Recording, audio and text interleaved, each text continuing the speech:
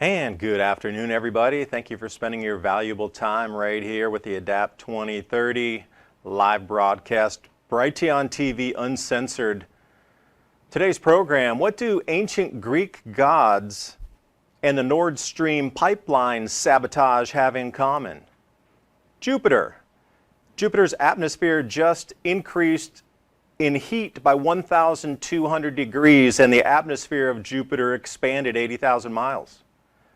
We're electromagnetically connected to that, so there has to be an excuse why there's going to be even more food shortages. Take away the natural gas, you take away the ability to produce everything we need for farm inputs on the fertilizer side. And at the same time, you stop all the protests sweeping through Europe demanding that their governments turn back on the pipeline regardless of sanctions.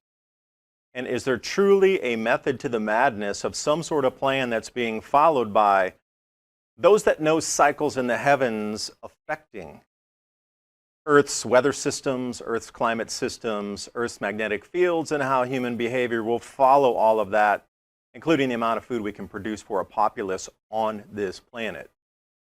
So the first slide here, I wanted to take us out to a wider view, because it seems that the way we're captured is we never even think about other planets that are so close to us, even Mercury, Venus, Mars, sometimes you hear about.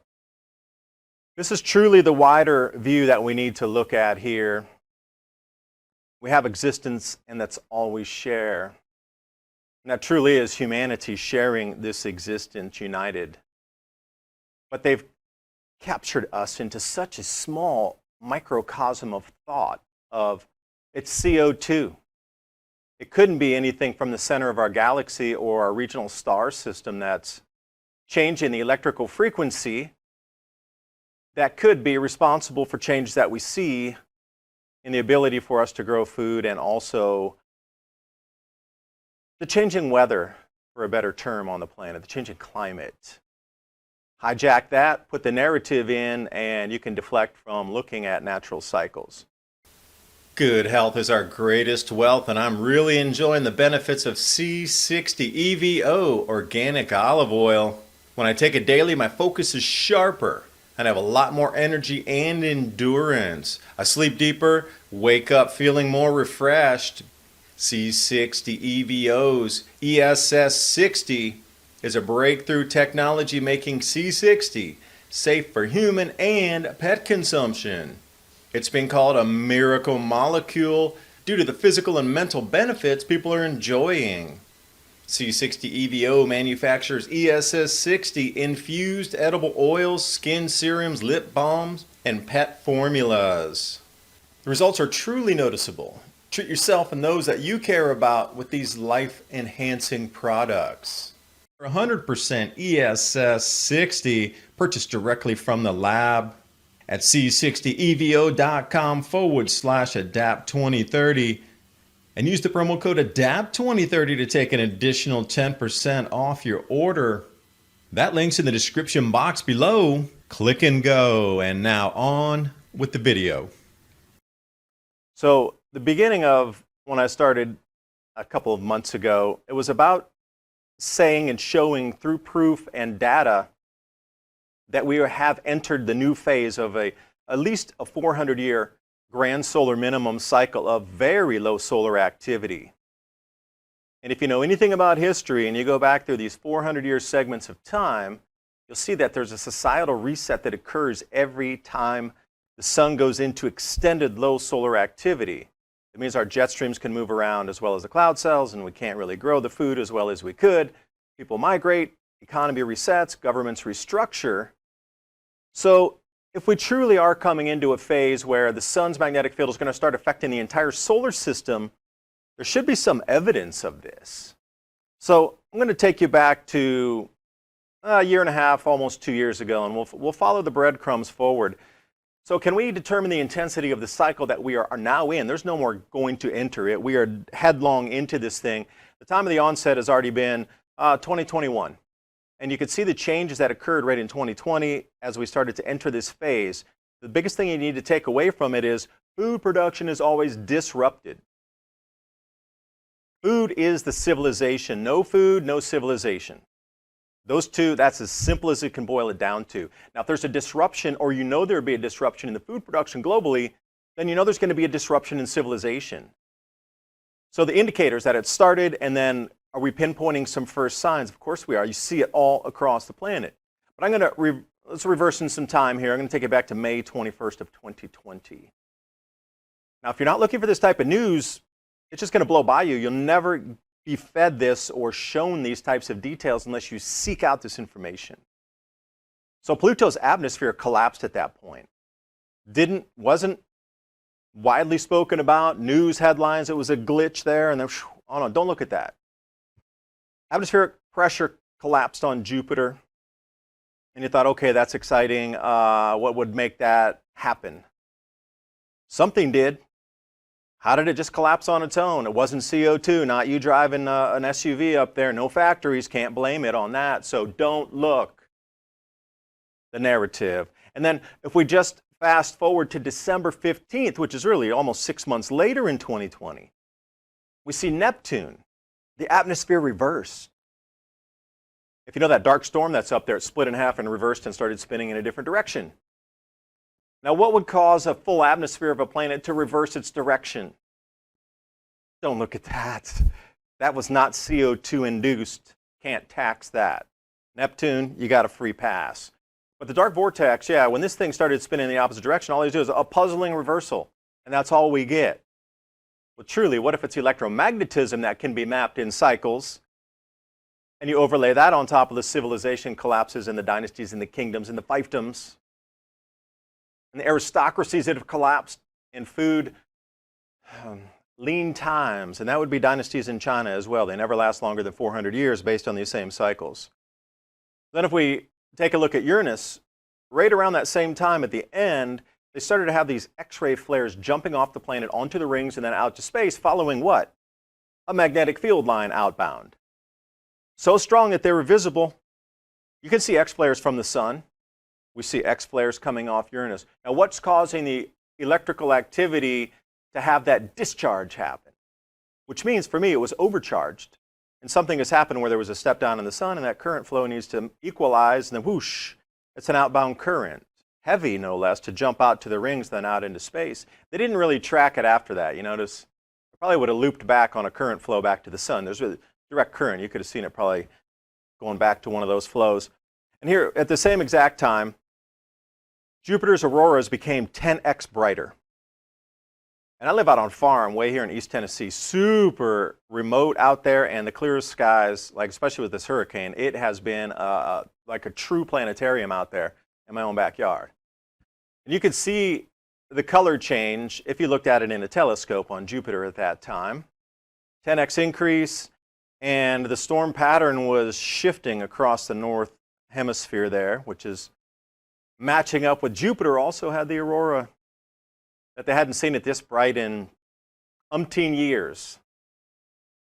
But if we go back in ancient history and you start to look at the gods, quote unquote, from the Greek mythologies and from the Sumerian texts, they talk about these planets having much more activity and being much larger in the sky and much brighter and actually taking up a section of the sky, and the duality of fighting where there's lightning bolts, literally thunderbolts from the gods transiting between these planets.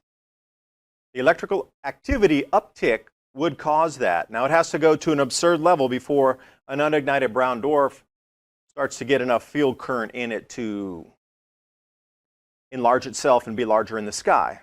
Now for us, that's almost unthinkable that a planetary body would just become larger in the sky at a blink of an eye.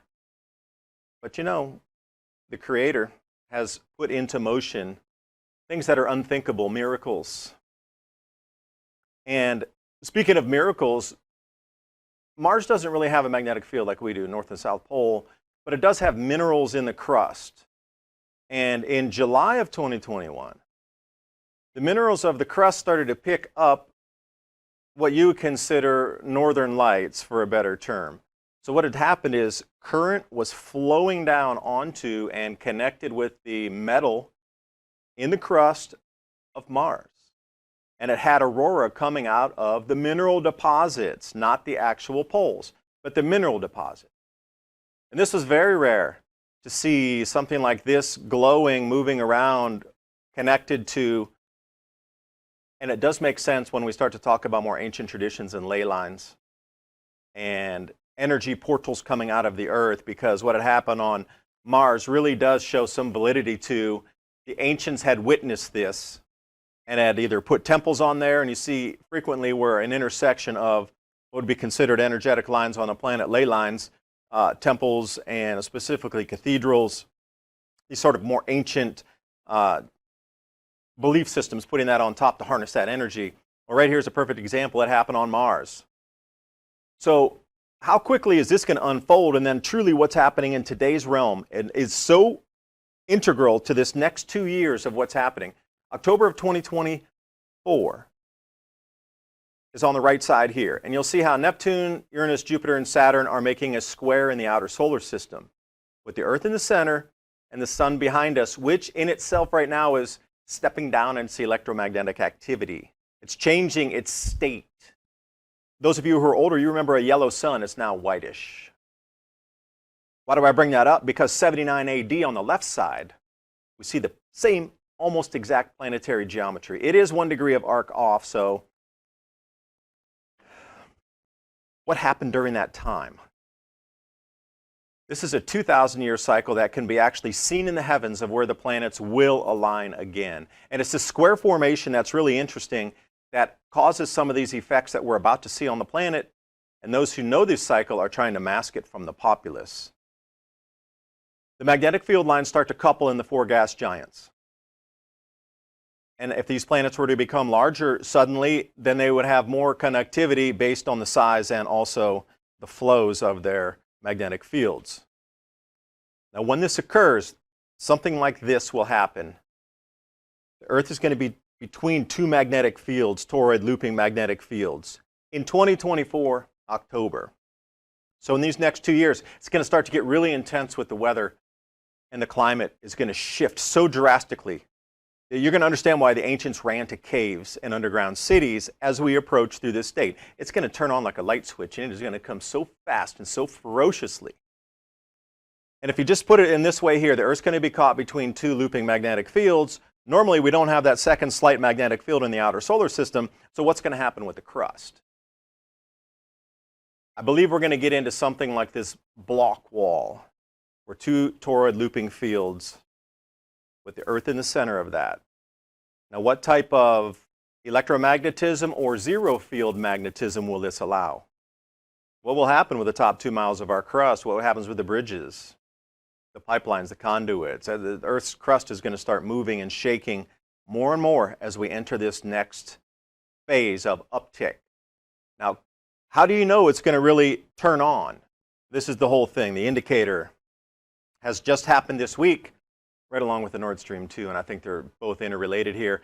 Now, for those of you who are saying, well, yeah, that's a great idea, you know, these 4 gas giants, what happened here? So there's only been a few of these other instances, and I've gone back to the geometry here of the planets, solar geometry, and you can find other instances, 1486, but it wasn't a perfect square, as you can see. That's the top left. 420 BC is another very close match, and then we see 90 BC is almost a perfect match to the 79 AD and then also what we're about to experience right now. So you can pick different chapters in history, but one thing that is all has in common when there's a turning, if you will, of the society, these 4 gas giants make this square in the outer solar system in a single quadrant. Basics, the sun, and you see all of the planets below there. Where's the Earth? Let's look at Jupiter first. This is the sign. There shall be signs in the skies, and this is definitely one of them. Jupiter. It just magically increased in heat. They call it a heat wave, 700 degrees Celsius, which I did the conversion. Turn your head this way. 1,292 degrees Fahrenheit, Jupiter just rose in temperature. And at the same time, the atmosphere expanded, what's that, 80,700 miles, 130,000 kilometers. This literally happened in a blink of an eye. Jupiter expanded the atmosphere. Now it's larger in the sky. It's more visible. And the heat, what about the heat? What causes that? Faster vibration. It's like those light bulbs that you can tune in any coffee shop that you go to. And then suddenly we have the disruption in the Nord Stream 1 and 2 pipelines. Now, what do these have in common, you might ask? Well, if that was the greatest indicator there that our Earth is about to shift into a new, faster vibration that will affect the jet streams, cloud cells, polar vortices, and the southern hemisphere volcanic winter, which I've done a previous program on, posted here on Patriot TV, you're going to need an excuse why the food's not so available. Why are food productions declining when we're supposed to be at the apex of the Green Revolution? You have to have an excuse why the food production is declining. Here it is. Perfect excuse. I don't care who did it. Sabotage, for sure. You took down the natural gas flows into Europe. What connects to natural gas flows? Ammonia, fertilizer, urea, farm inputs. This year alone, we were down 20% globally on fertilizer availability, and the prices spiked. More than doubling in many cases. That's why your food prices are increasing. Farmers have to pass this on to you. It costs much more to get the farming equipment into the field, put that fertilizer down. There was an herbicide shortage, and there was also an insecticide shortage that fell along because these same chemical plants are responsible for production of both the fertilizers and the chemical inputs as well. Pesticides, herbicides, fungicides. So that was all lean this year too. So we're looking at about a 20% global reduction in crop output this year. Look at Europe, 25% down on the corn crop. And then, you know, if you were going to target a country to have the ultimate excuse why grain's not flowing around the planet as it should have or did, Ukraine's a perfect place. You take that out, you take away an enormous amount of exported grain. And now, here's yet another, the war over there, it's not us, it's the grains were there, it was Russia, it's this and that, the grains. Look at the food not being produced. Now that there's a real reason why the fertilizer won't be produced. So as we roll forward into 2023 here for the Northern Hemisphere planting season, we're looking at a quadrupling or a 5x increase in fertilizer prices, if it's even available. So that's a great excuse why crops are being lost. And might I add another thing here. The amount of fertilizer plants that have closed completely and they will not reopen in the next 6 months, this list has increased greatly because of electrical pricing. Now you have this double excuse here. Oh, electrical prices are rising too fast. We got to shutter the factories. Okay, forget the stock valuations and any of those kind of financial markets that follow valuations of a company and the output and the products they sell for profit, which turns into revenue. Forget that. Something's going to have to be done with the whole market in Europe. But now the natural gas is gone, so they can have another excuse why they haven't turned this on. And you know what? The amount of protests across Europe targeting every government saying you are self-inflicting the wounds on our society here by turning off the pipeline. You know how many protests are in Europe? Every single country is in mass protest because of the economic inflation, the lack of electricity, and requesting fervently, if you will, for governments to turn back on the pipelines. Like really in unison, 27 countries are having riots every day saying, you turn back on those pipelines. You're the ones that turned it off. Turn it back on. Get it right with Russia. Well now, hey, you know what? This is blowing up. There's no possibility. So what they did is they took the wind out of the sails of all the protests across Europe. Who are they going to protest against now? There's no way to turn it back on. There was prior to the sabotage. But look at all these things that covers. You can explain away the fertilizer shortage. You can stop all the protests across Europe. And another thing that I do want to add into that, remember, if anybody can remember 2019, it seems like it's been eons ago. 2019, in November and into December, there were at least 22 protests globally, millions and millions of people on the street daily about central banking practices, fiat currencies. And that number was growing, the awareness. Remember that financial revolution that was happening of people on the streets just going, hey, central banking is the Achilles heel. We need to do away with central banks. They can no longer print our money. We're going to go back to sound money. So many countries were doing this. And you know what? Then COVID came in and every single central banking protest stopped on a dime across the planet. This is same, but different. Every single protest about economic conditions turning off on the power, having enough heat for the homes, and then removing governments that won't turn the gas back on, that stopped on a dime there too. There's nowhere they can protest now. Look how much this accomplished with the destruction of the pipeline. I mean, the enormous fertilizer shortages. This is from August, even a month ago before all this happened. They were looking at African production down 20% at a minimum. Famine was inbound. And this is from the United Nations and the African Development Bank. They were already calling massive famine-type food shortages for Africa occurring through the end of this year and into next year. And that was with the minimal fertilizer that we had at the 20% loss of fertilizer. And you know what's so interesting is I was saying 20% loss in fertilizer globally, and look at that. Decline in agricultural production, 20%. It's pretty even. It is about a 1-to-1 match. So if you take away 1% fertilizer application, you're going to remove about 1% productivity off the fields. So if you're going to take away 20% of application of fertilizers, your yields are going to decline by 20%. So what that says to me is Africa was at the bottom of the waiting list of getting fertilizers for their fields this year. Now, globally, we're going way below 20% because Europe just literally went completely offline for production of any chemical. Now, Belarus and Russia still have fertilizers. They have the potash and some of the harder fertilizers. They can chip that, pelletize it, or you can get, rock if you want. They're the only game in town now for fertilizer.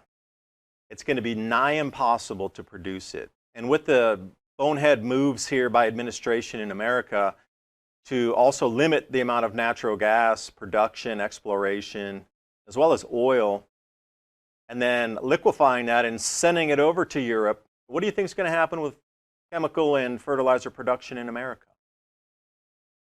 It's a worldwide thing happening at the moment. There's a reason why. They need to explain away. Like, we can live without politicians, absolutely. And we should. We should come back to a more self-governed style without all the bureaucracy, without the politicians. The political body needs to go. Now they're a hindrance. Now they're very dangerous in shutting down the very basics of life. Do you think they're going to have heat in Europe this year?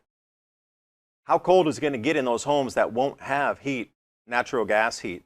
They're burning wood. Oh wait, there's a wood shortage.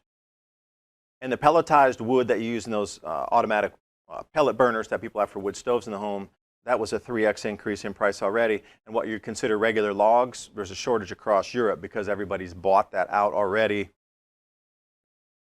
We can't live without the farmers. And we can't live without the food production. And if you really want to take down a society and reduce the population to match the natural effects of food production being lost in the fields because of jet streams and cloud cells in the wrong place at the wrong time of the year, this is a very nefarious way that they're doing it. Evil is too kind of a word, I believe. They're never going to take the blame for not warning the world that this cycle was inbound. It's here, and I do believe the elite are riding on top of this natural cycle to match crop losses with population reduction, but it wasn't us. All these excuses. We're going to look at the heavens a little bit further when we come back from the break. David Dubine right here, Patriot TV, Uncensored. Hope you can stick around for the second hour. Thank you for your valuable time. And how do you see the world spinning? Does it make sense where we're going?